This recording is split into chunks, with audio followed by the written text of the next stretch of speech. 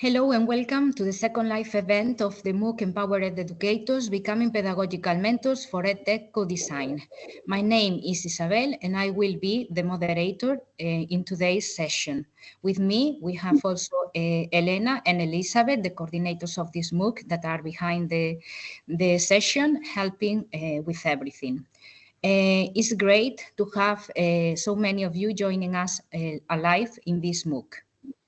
Before we get this started, a reminder. This session is being recorded and will be available on the MOOC platform afterward. I'm delighted to introduce our two expert speakers for today's session. First, we have Dalibor Todorovic from Serbia, a computer engineering graduate, STEM advocate, and scientist ambassador, who mentors startups and trains teachers in digital education and gamification. Joining him, we have Erramun Martiarena. He is from Spain. He's a STEM specialist, scientist ambassador, and educational advisor too, dedicated to innovation and teacher training. I'm going to be very short in their presentation because their curriculum and their experiences are really long to tell. So welcome to our live event.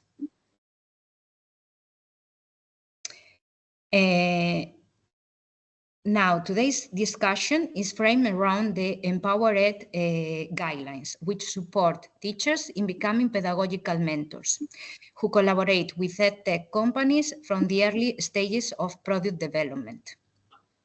These guidelines emphasize bridging teaching practices with technological innovation in order to create new tools that are impactful and user-centered. I'm not going to address all the topics that appear on the slide that you can see on the screen, but we are going to address some of these topics during the different parts of the discussion that we are going to have with our experts. Throughout the event, we are going to engage you with live polls. In order to participate, you need to open the chat and they are going to appear on the chat. We'll have different questions, so feel free to participate. And remember, there are not good or bad answers here. It's just for fun, so it's interesting to see your participation and your insights about the different topics that we are going to address. Also, you can expect a section of questions and answers at the end of the discussion. Feel free to post your questions on the chat and we will address them at the end of the discussion. So now we will start with the discussion. During the discussion, we are going to address several topics according to the guidelines about the EmpowerED education. So first of all, to start with, we are going to have our first poll question. So feel free to participate. So how are you feeling today? You need to select the best word that describes your mood. So just select the correct option and we are going to see your answers alive. Well, I see many of you participating. Thanks a lot for your participation. It's good that you are feeling great. Good. Okay. Thanks for your participation. And thank you for sharing. So now let's dive into our main topics. Let's start with the role of education in EdTech development. Here's a question for you. What do you think is the most important role in becoming educators in EdTech, in becoming educators in EdTech development? Choose the best option that appears on the chat.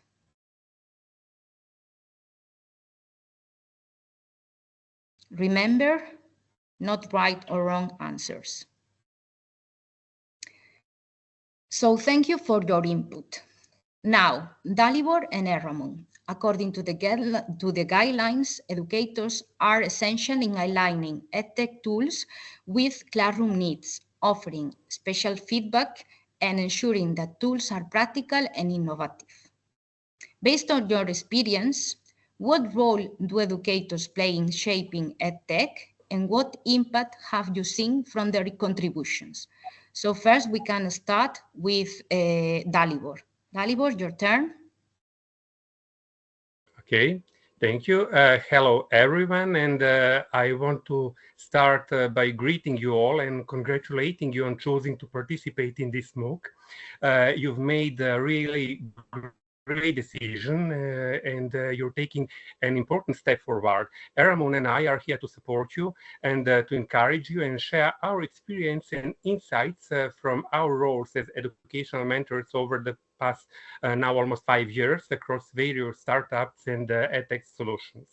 At the very beginning, I must say that you are lucky to have an excellent guideline and a really great MOOC to support you in this journey. When we started 5 years ago, many things were still unfamiliar to us, and we often doubt in this role. So sometimes we questioned whether we were truly up to the task. Having these resources at your disposal will undoubtedly make your experience smoother and more enriching. And now, regarding the roles of educators in EdTech, the guidelines presents a comprehensive view of the role of educators in EdTech landscape as pedagogical mentors. Educators have a unique position bridging the gap between technology and its practical application in the classroom. They are not merely users of educational technology, but they are active contributors to the development and the refinement of these tools. So educators are responsible for aligning EdTech solutions with the curriculum standards. And this alignment is crucial because it ensures that tools support established learning objectives, making them relevant and effective in real classroom settings. For instance, in my case, in my first experience with, it was Kotokan startup from Madrid, Spain, on developing an educational platform designed primary for teachers and students, focusing on the enhancing critical thinking and problem-solving skills in math. It was necessary to gain comprehensive curriculum coverage since the platform was supposed to offer a wide range of math problems that aligned with primary school curricula, making it suitable for teachers looking to enrich their lessons plans. So, as an educational mentor, I found it essential not only to be familiar with the national mathematics curriculum for the specific age group I was working with, but also to research and understand the curricula of other, first of all, European countries. And this was crucial for ensuring that the differentiations of task by age was appropriate and applicable with the broader geographical educational context. And by studying various curricula, I was able to identify best practices and common strategies used across different educational systems. So this knowledge allowed me to estimate how more inclusive and relevant problem-solving tasks could resonate with a diverse group of students in order of adapting tasks to better meet the needs of all learners, ensuring that the educational materials were both effective and engaging. And this comprehensive approach not only enhanced my role as a mentor, but also significantly benefited the teachers and students, potential users, fostering a richer and more adaptable learning environment. And that is, in the same time, another significant aspect in adaptation of technology for diverse learners, because educators bring invaluable insights into how tools can be modified to meet the needs of all students. For instance, advocating some features, for some features like text-to-speech or adjustable font size, can make tools more accessible to students with different learning abilities, and this ensures that EdTech is inclusive and beneficial for a wider range of learners. Moreover, educators play a vital role in evaluating learning outcomes by assessing how well EdTech tools contribute to students' learning. They can provide feedback and guide further development. This involves tracking students' performance and using data-driven evaluations to determine the tool's impact on learning. Furthermore, educators facilitate the real-world applications of these tools in classroom.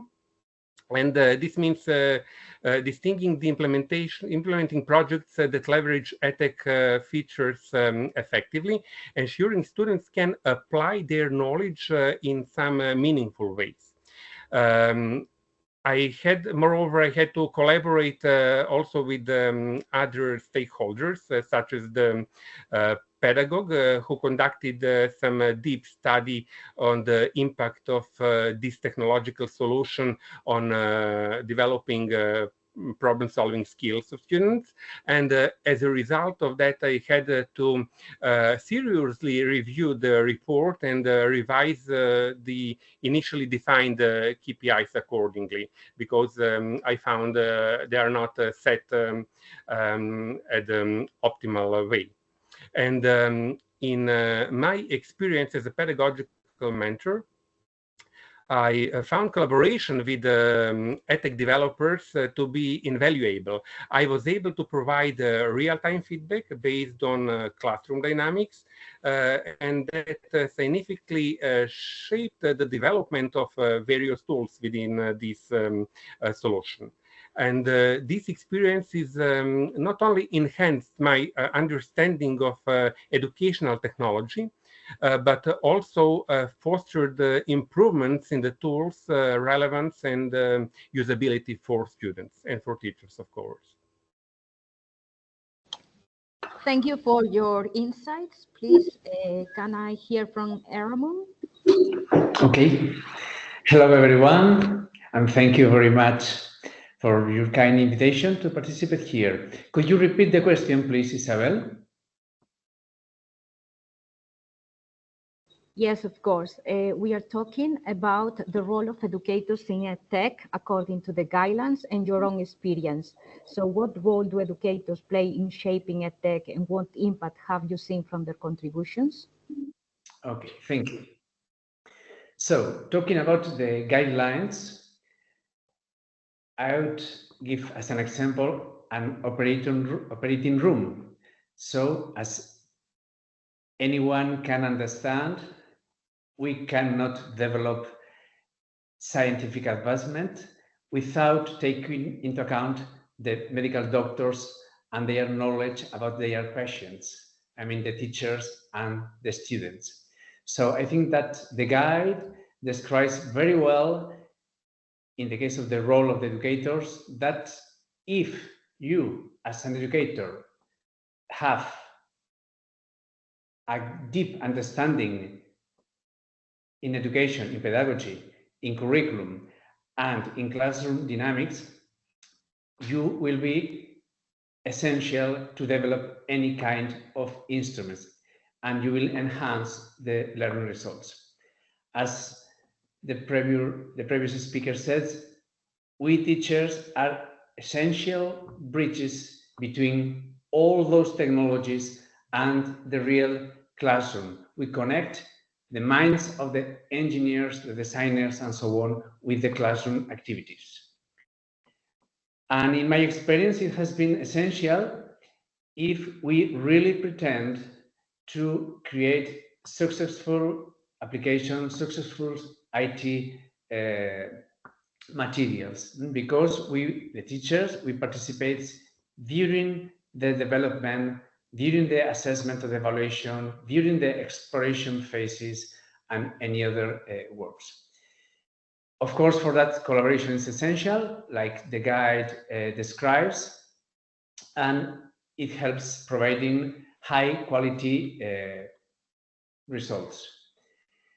Here, the guide describes very well too the importance of the regulations that teachers sometimes forget because it's not in our everyday activity, because we must respect the laws and the official regulations for the school, for the educational department, for the data regulation, and so on. And especially in the last decade in Europe, these regulations has been revised and up-to-date, updated, and they are very, very important. So key areas where we can contribute, we can help. Curriculum. Why? Because teachers, we can guarantee in that team the reading, the interpretation, and the checking of all the curricular aspects that the IT or the digital instruments are going to fulfill. I would like to highlight a very important point for me. I consider that it's an extremely important work that we can do for the adaptation issues in order to take into account the diversity of learners and the diversity of teachers, of course. The so-called UDL, the IDU in Basque language, and the DUA in Spanish, if is there any Spanish listener. So the universal design learning approach, if we work taking into account in this teamwork, will ensure a much better products. Dalibor already mentioned text-to-speech, any translator, any adjust in font size, colors, screens, and any visuals, any hearing issues, and so on. Of course, for assessment aspects, evaluation, different evaluation formats, and the attending the diversity of the learners could be very, very important. Most of teachers, we are very enthusiastic in the content creation, and it's the first idea that comes to our minds, and we used to co-design with the team. Most of mentors that I've met in the projects I've been developing, I've been directing, or I've been participating, always can inspire with a very innovative uses and ideas, and especially, as we mentioned, to connect, help to connect to the real world, real classroom. So any feedback in any moment that we will mention later, any feedback provided by the teachers is essential in order to help a good product. In my personal experience, I will mention 5 words which are important for me, for any teacher that is going to engage for the first time in this kind of project. First of all, teamwork. I think that is for me the most important idea, to make clear that any teacher going to mentor any kind of project, small, medium, or huge projects, must work in teams, avoid lonely or individual work. Of course, some moments you work alone, but all those kind of projects are developed by teamwork. You must solve little, medium, and huge problems collaborating. Another aspect that I would highlight is training. Even if it's not a formal training, some little projects don't have time to offer to the participant formal training. But in any case, any activity fulfilled or developed during the work is going to be formative from my point of view. You will continuously learn from any of your teammates, for any of the members of the teams. In my experience, almost all the projects have provided huge satisfaction. I mean, they are very satisfying, because like most of the creative jobs, once you see that something happened at the end and there is a product and it works and it will be spread and it will reach the classrooms and then the learners, which is the most important, it's really satisfying. Of course, the relationship and the personal development. I'll highlight my fourth word, which is intensity. In all the projects I've been participating, all of them have been very, very intense. And that's very important to control your energy, your time, because all the teachers I met are emotionally very, very involved. These kind of works are very engaging, and that intensity of work should be measured and balanced properly, in my opinion. And finally, the discoveries. In all the phases of the projects, you discover plenty of new strategies, tricks, applications, many aspects to develop the project. I've been developing many materials in this already almost 40 years, especially in the last 20 years. 30 years ago, we started designing our first web pages in the 90s. Later, we digitalized didactic units, learning activities and assessment tools, guides for teachers. We created, I've been participating in the creation of simulators for science in a variety of multimedia resources, as many of the participants in this MOOC mentioned in the chats, like creating digital poster presentations, digital maps, stories, GeoGebra, about physics, chemistry, timelines, virtual laboratories, so and so. We have been doing all that, designing and creating digital tools for teachers training too, MOOCs like this one. Many of the training in curriculum design and curriculum training, we do it online already. And I will highlight that in the last 10 years, we made a huge effort to integrate all those technological ideas into the didactic sequence, into the lesson planning, into the classroom real everyday activity. That's very, very important for me, the integration of all these valuable and rich technologies. Thank you both for your insights. It's clear that educators bridge the gap between developers and also real-world classroom application, and that the role of educators is key in the sense that we need to know the curriculum, we need to be able to work in teams and to collaborate with the companies, to provide feedback, and so on. So now let's move on to the next segment. Let's talk about methodologies. First, we are going to hear from the audience again. So we are going to have a new poll question. In this case, have you heard of any methodologies using EdTech development? Now, in this time, I want you to type your answers into the word cloud poll. So we are going to see it alive. So feel free to participate and write your answers on the chat. Let's wait some seconds in order to see your answers.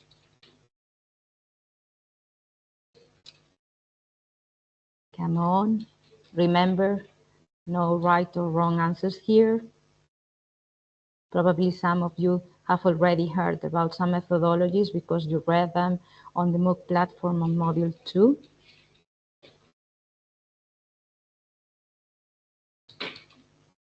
Come on. Okay, while you start to write on the chat, remember the guidelines highlight methodologies such as design thinking, co-design, and user-centered approaches, which foster collaboration and continuous development in order to create impactful tools. So now, Dalibor and Erramun, I have some questions for you. So first of all, how do the guidelines describe the benefits and challenges of using these methodologies? And can you share some examples of how those methodologies are used in order to create an impactful tool? So first, let's hear from Erramun, and then we will move to Dalibor. Okay, So first of all, I would say to all the listeners, just not to worry about those rich classification, technical classifications. I read all of them, and I consider a very good technical work.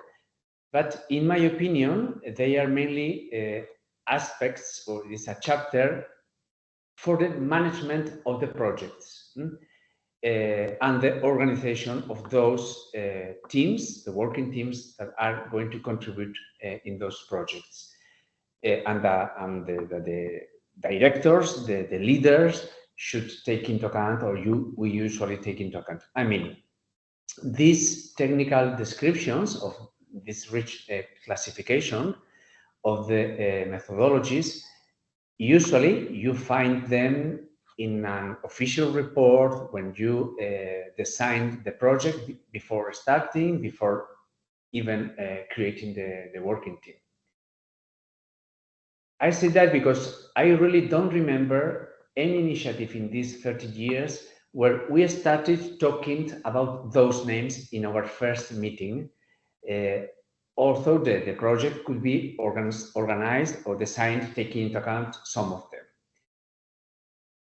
Once I said that,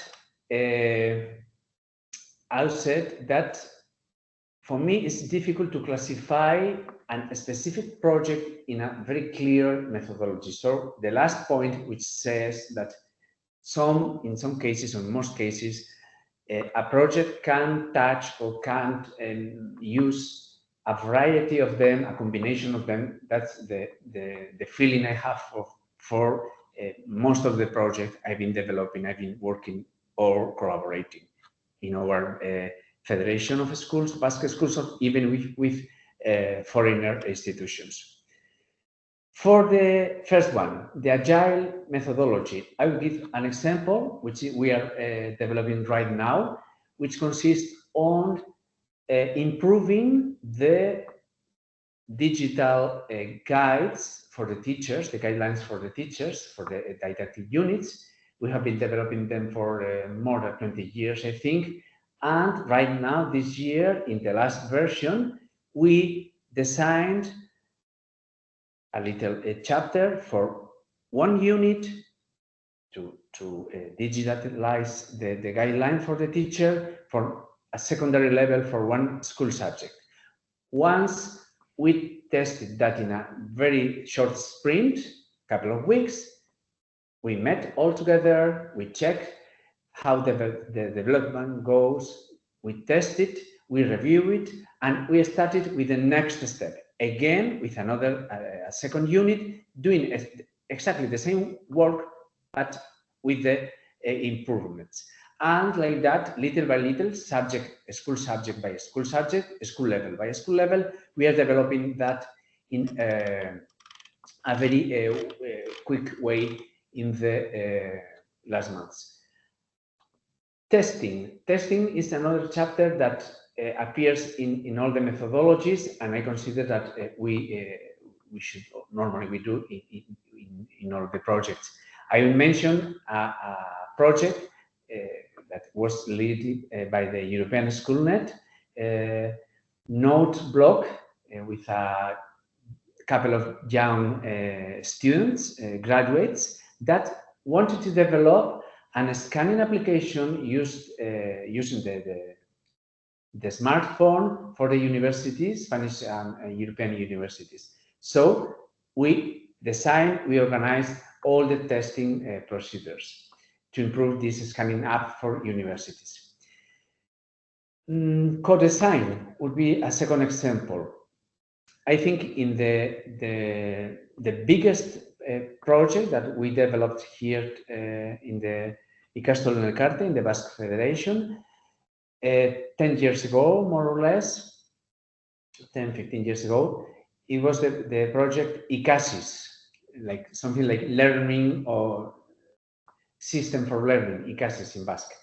We developed more than 250,000 learning activities for all subjects for several years to be inserted in primary and secondary didactic units. Some of them right now developed in a second phase as a review exercise for many units. To develop that huge project, of course, a team of teachers and IT technician, engineers, and so on, they were external evaluators from the university, curriculum designers from here, and so on. The first meetings were very complex, and to design, to discuss, to think, brainstorming sessions, to focus on how could we develop such amount of exercise for such a variety and such a diversity of subjects and levels. So the result was that very different exercises for primary school or the upper, higher secondary school were developed for maths, for science, for different languages, and so on. And finally, my final example for a user-centered design would be for a topic that I have already mentioned, specifically to develop UDL units, Universal Design Learning Approach units. Because you will have a variety, a diversity of students, so teachers can provide a very, very rich and important view and important feedback, important insights when we start designing those projects.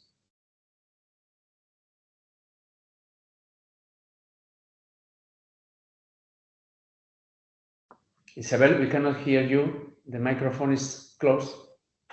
Thank you for your intervention. Now let's move on to the next speaker.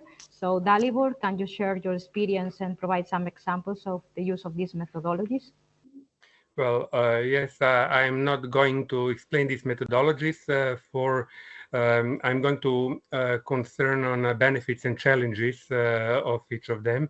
So all of you that already read the guidelines, you know that the guidelines outline a dual perspective on the methodologies applied in EdTech development, highlighting both benefits and challenges. On the positive side, methodologies such as agile development and co-design promote enhanced collaboration among stakeholders. And this collaborative approach leads to the creation of user-centered designs, as Erramun said, and which are critical for ensuring that EdTech tools meet the actual needs of educators and students. By involving educators in the design process, developers can gain insights that lead to more effective and applicable solutions. And for instance, using agile methodologies allows for iterative development where feedback can be continuously integrated into the tool design.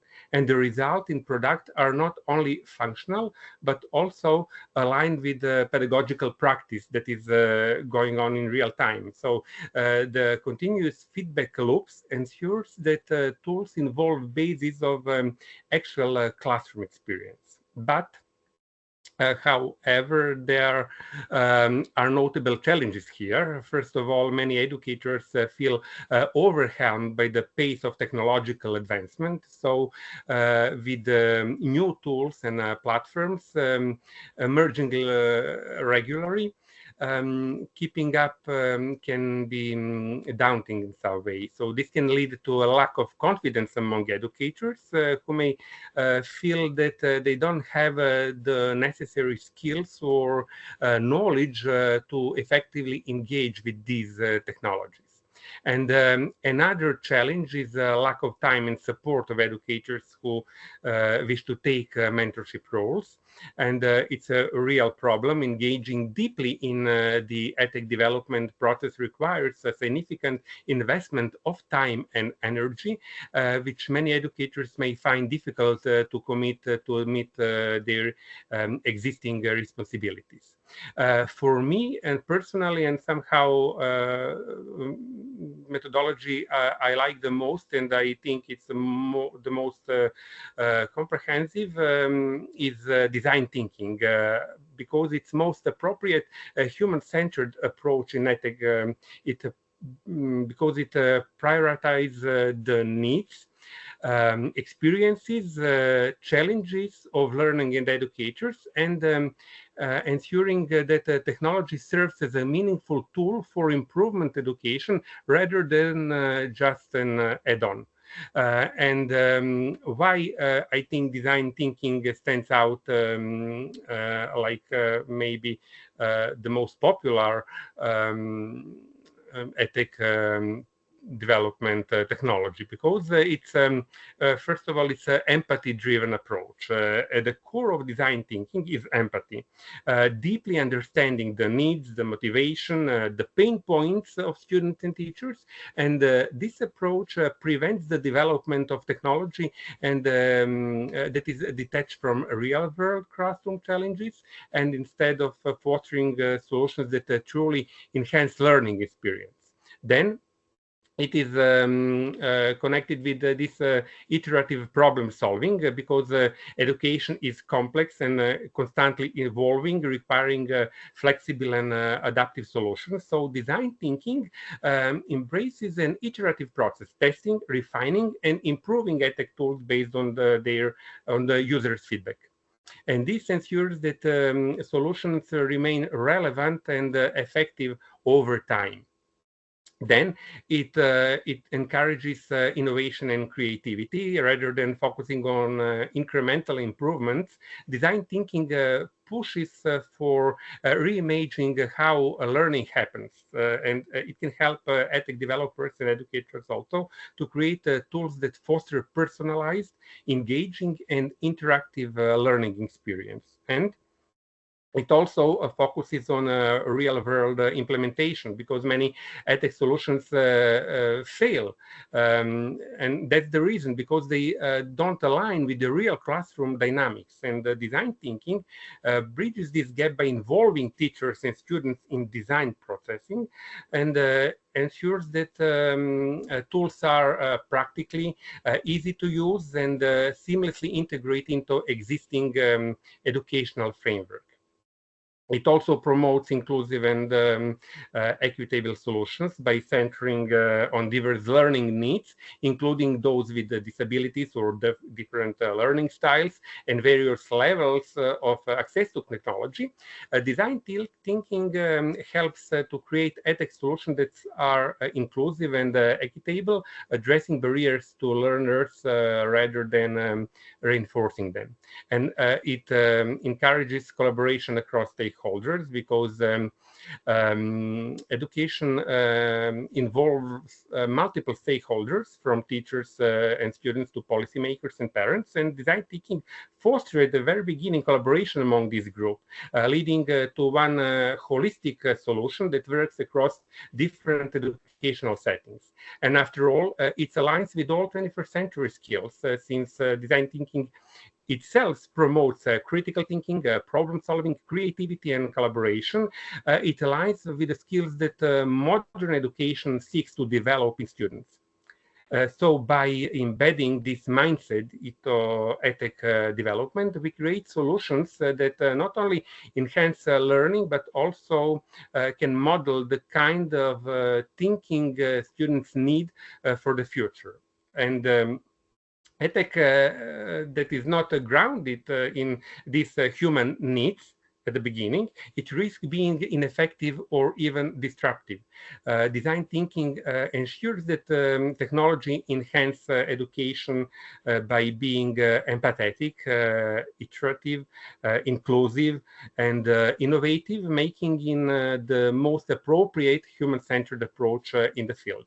And from my personal experience, this approach was proven to be highly effective in practice, because ultimately leading to the startup solutions I'm mentoring being recognized as the best in that cycle. And this success validates the initial vision and perspectives I had, but they also were rooted in my teaching experience, which transformed with initially an imperfect and classroom unfriendly solution, primarily based on gamification elements, into one really serious, robust educational platform. And the final product is now equally valuable for students, for teachers and parents, and demonstrating the power of a well-structured and thoughtful development process. But as I often, you know how it's often said, it's not about pedagogy, it's about pedagogy, not about technology.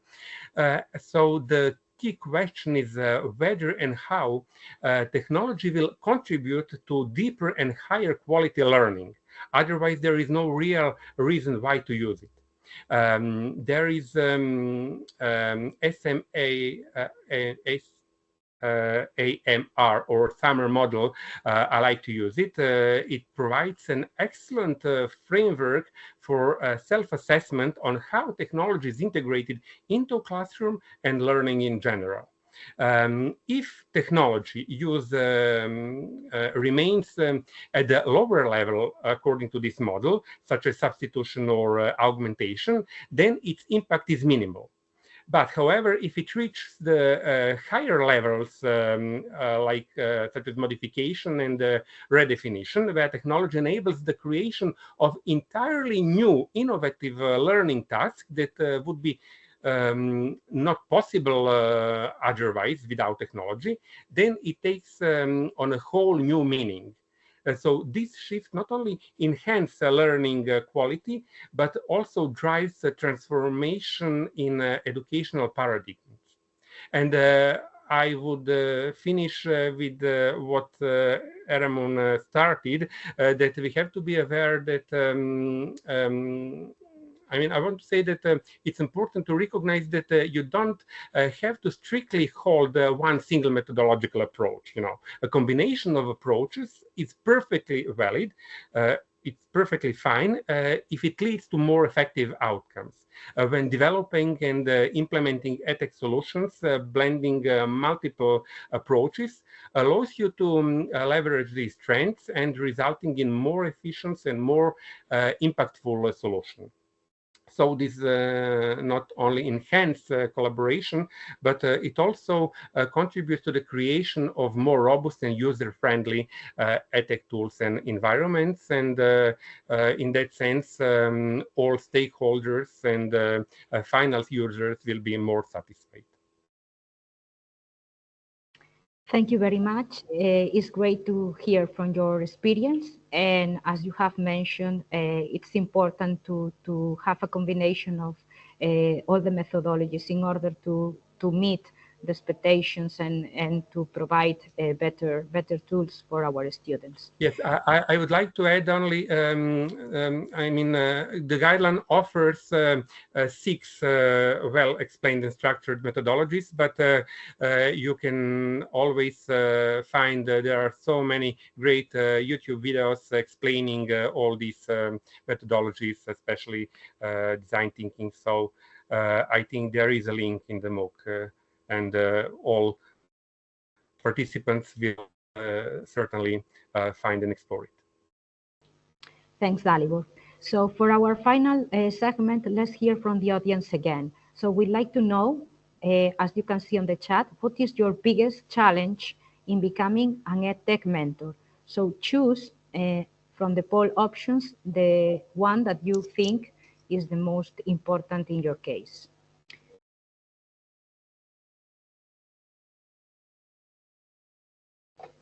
So we have our first answers there.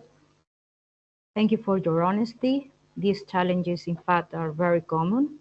And according to the guidelines, overcoming them is important in order to develop our digital competence and advocating for support and obviously using structured feedback. Now, Dalibor and Erramun, again, I'm going to pose 2 questions. I need you to be short because we don't have a lot of time left and we want to address the questions that many of the participants have posted on the chat. So the first question is, what practical strategies do you recommend for teachers in order to become pedagogical mentors? And could you share your top 3 tips? So let's hear from Erramun and Dalibor first. Okay, well, I have to agree with all participants. Lack of time is some painful point for all of us. But to address the challenges faced by educators in EdTech landscape, the guidelines suggest several strategies that can foster a more supportive environment for pedagogical mentoring. First and foremost, establishing clear communication between educators and EdTech developers is essential from the beginning.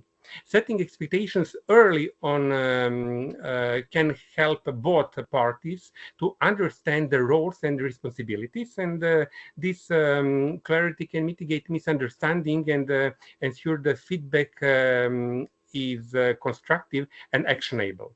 Then ongoing engagement is another key strategy. By keeping educators involved all the time throughout the development process, developers can foster a sense of ownership and investment in the products, and regular check-in and updates can help maintain momentum and ensure the educators feel their input is valued and incorporated.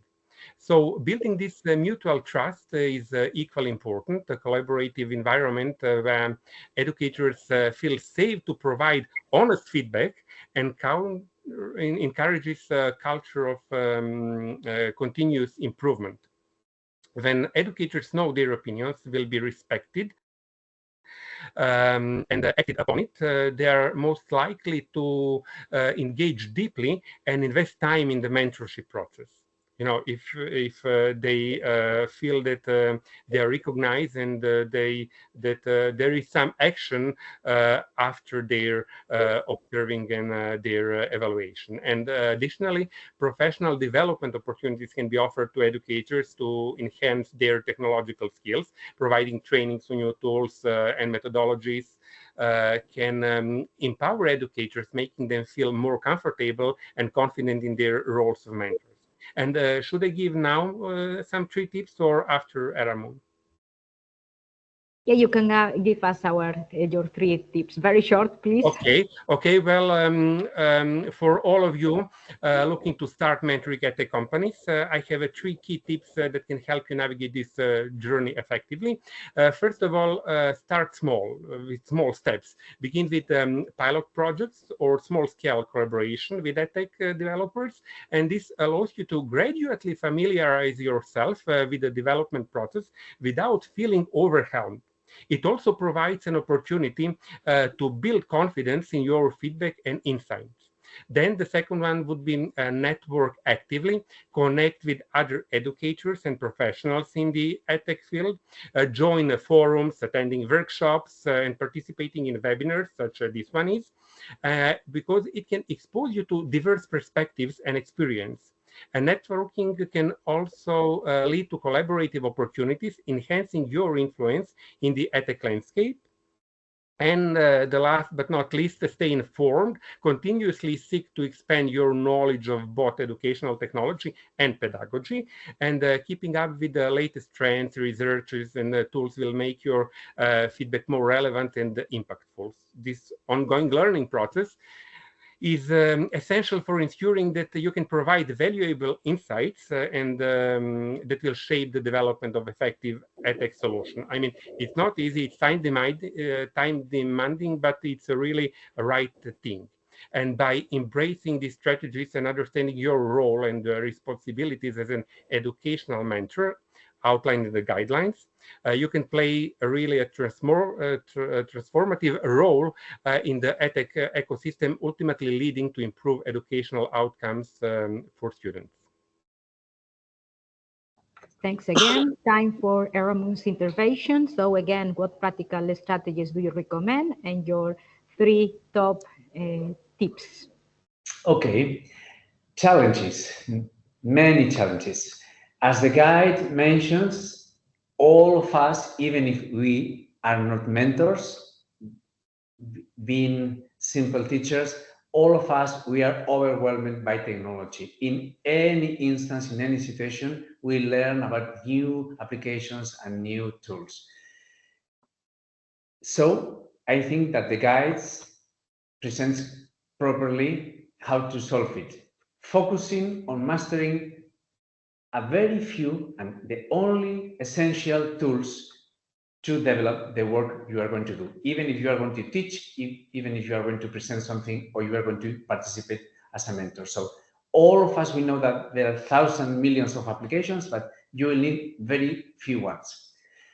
About the lack of time, I have a rule, which is multiply the time at least by 2 or 3. If any timetable is written, I always multiply by 2, because I consider that if you think that you will need 10 hours, probably the result will be that you finally will use 20 hours. So in this case, for the lack of time, I mean, the time is the same for us, for all of us. I think that that's very important with the first recommendation I will do later, to get institutional support. It is very, very important to work properly with the principals, with the headmaster, explaining how important is going to be your work, the contributions that could provide your work to the school, to your personal training, to the kids, the students, the families, and the learning processes. So if you get a nice support from the principal of your school and understand that your time in this project, in a new mentoring project, is going to be important, you will manage to organize their time, the help, the support, and so on. Don't forget the security and the privacy issues. Well, as the guide says, you should know the basic rules for the privacy issues. Nowadays, the schools, at least in my country, do have rules, and we have responsibles in each school, in each department, to take care of the privacy issues. To finish, my 3 top personal tips would be: the first one, for any project in life, make clear the aims, make clear the objectives. I think that if all of us, if all the participants in any project understand properly the goals, the objectives, the main objectives of the project, things go much better. I think that it's very important when we start even a little startup or a huge project like ICASIS with dozens of people working. It's very important to stay and to speak and to ask all the important things from the beginning. If you make clear what you have to do, how you are going to work, which are the tools for general management, for the timetables, for the timing, for the communication inside of the team or external advisors, if everything is clear, things work properly. Second, make clear the compromises. I mean, if you are not able to work for 100 hours, say that at the beginning. Time, the resources, make sure that you have all the resources, your school, you personally, and the team, because if not, everything will be dreaming ideas, dreams that will not reach the final results. So to be very careful with the expectations. And for that, I think it's very, very useful. I enjoyed and I liked very much the personal checklist from the guidelines. I think that if you check all the points from the personal checklist provided in the final page of the guidelines, all those sentences will help you very, very much. And my final recommendation, enjoy it as much as possible. Learn. Use that experience to grow up as a professional. Share your ideas, as Dalibor said. I'm sure that any of you, very few exceptions are that would say the opposite. All the teachers that I met in those 20 years developing digital projects and non-digital projects, cooperating with universities, researchers, technicians, teachers, kindergarten, primary, secondary, and university teachers. We enjoy it very, very much because creating things is very, very satisfying. So enjoy, and I'm sure you will enjoy if you join any team. Thank you. Okay, those are great actionable tips. I'm going to sum them up. So if I heard them correctly, we have to start small and do networking and connections with other people and so on, and companies.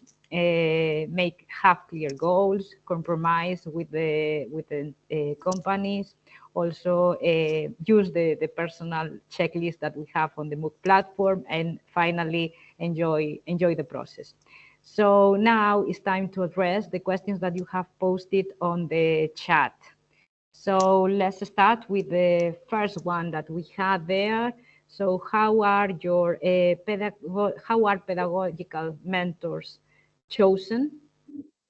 I don't know if any of you can answer this question. Dalibor or Erramun? Okay. Well, I can mention our case in Ikastolen Elkartea, the Federation of Basque Schools.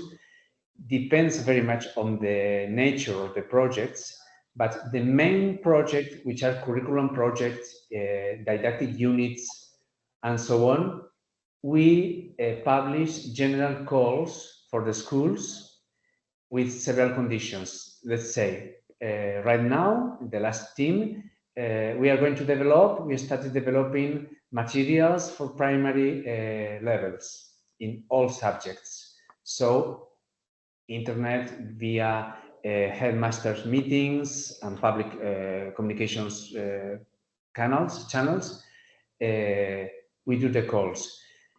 Later, once we receive the curriculums and the proposals, there is a selection, a very short interview, and a final selection. That's the theory. For a general easy project, sometimes, like for the universal design and learning approach, for example, it was not so easy because there are not so many professionals prepared. I mean, there are trainings and so on.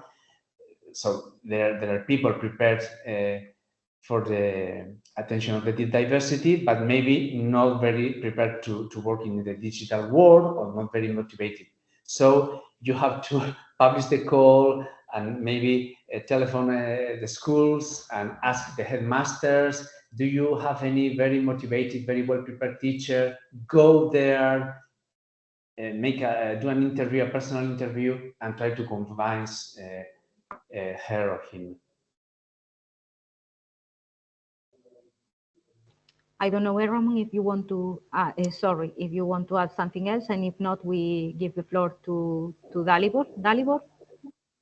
I have to say that I was invited to be educational mentor. So in a very long mail, explained that there is an offer for me, very nice opportunity, collaborating in this huge European project about mentorship. And there were stated my qualifications, but I said thanks that you recognized all my qualifications and competencies, but I don't feel capable for this role. I mean, I'm not sure I know what the role is. If I will have obligation to involve my students and to test these solutions with my students. Then I got this mail from a main project coordinator telling me, just accept that it's perfectly for you. We know your experience, your background. So I was aware from one side that my background is to develop, so I know what's going in the background of its solution regarding the programming and coding, but this connection with the educational needs was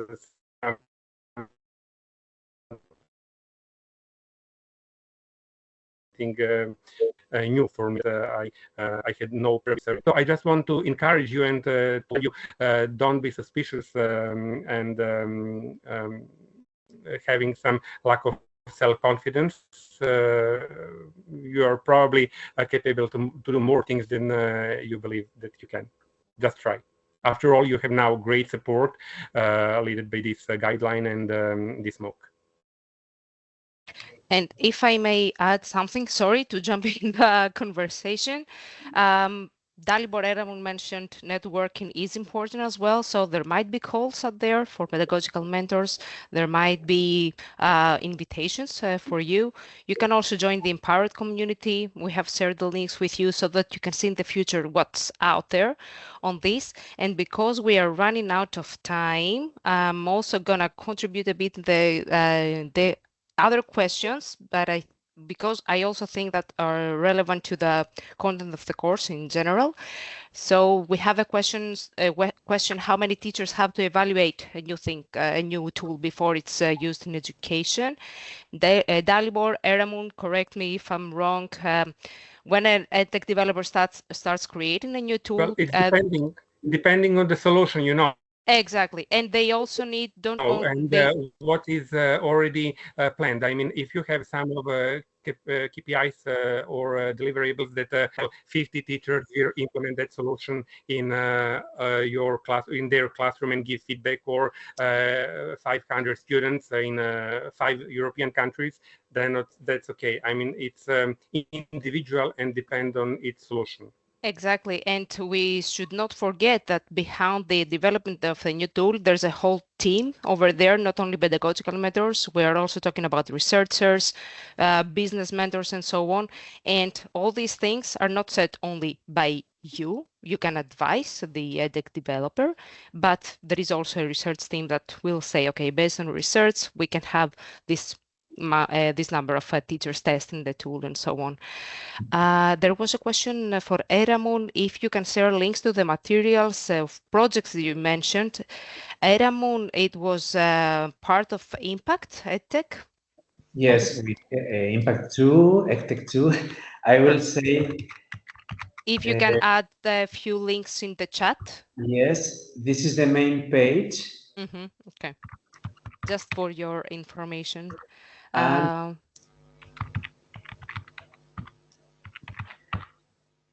last one is the oldest but the easiest way to have an idea.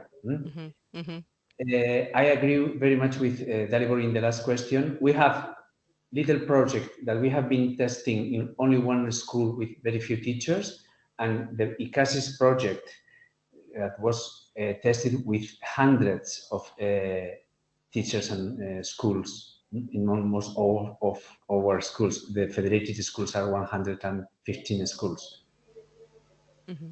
Perfect. So that's all. As Jelena is mentioning in the chat, we can continue the discussion. And Isabel, I'm giving you the floor back.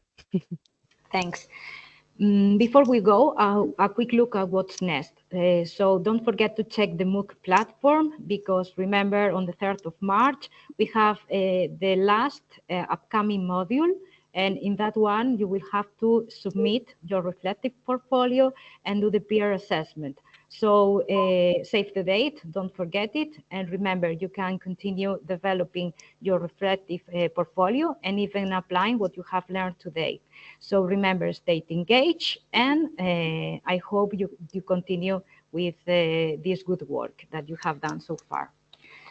And now, just to finish, thank you again to Dalibor and Erramun for sharing your expertise and experiences, and also to Jelena and Elisavet for organizing this event and guiding through the MOOC.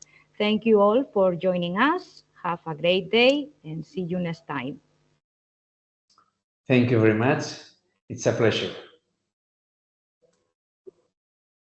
Thank you.